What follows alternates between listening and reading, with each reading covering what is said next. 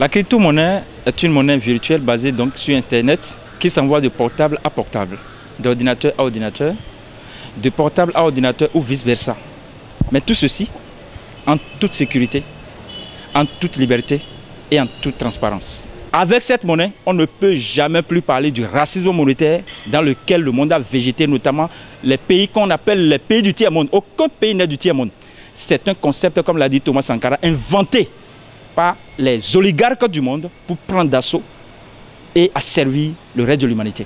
À la manière de Thomas Sankara, je dis ceci.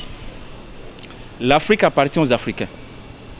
Et si Pharaon n'a pas laissé les filles d'Israël partir, mais que c'est les filles d'Israël eux-mêmes qui se sont battus, Dieu aidant, pour quitter l'esclavage pharaonique, ce n'est pas les Français qui vont libérer l'Afrique.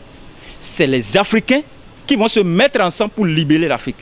Et aujourd'hui, en dehors du pouvoir spirituel qui appartient 100% à Dieu, celui qui a le pouvoir économique sur la terre a tous les autres pouvoirs.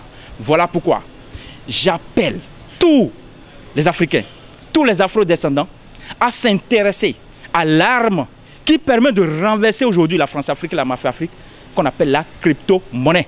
Car avec cette monnaie, finit le nazisme monétaire, finit la dictature monétaire, finit le totalitarisme monétaire, finit l'aristocratie monétaire, la monarchie monétaire, finit tout ce qui empêche l'Afrique de se décoller. Pourquoi? L'Afrique est le continent qui a le plus de richesses. Mais ces populations sont les plus souffrantes au monde. Amalgame. Il y a quelque chose qui ne va pas. Ambiguïté. Donc nous devons lever les équivoques. Et aujourd'hui, pour lever les équivoques, on n'a pas besoin des agrégés. On n'a pas besoin des doctorants ou des docteurs. Non. L'Afrique n'a pas besoin des salariés. L'Afrique a besoin des investisseurs et des propriétaires du système. Ensemble, engageons-nous dans la crypto-monnaie et mettons des systèmes en place pour que l'Afrique soit sauvée de cette oligarchie qui, pendant des années, à partir de l'esclavage, la traite transatlantique ou bien la traite négrière, le commerce triangulaire, a foutu le bordel dans le continent africain.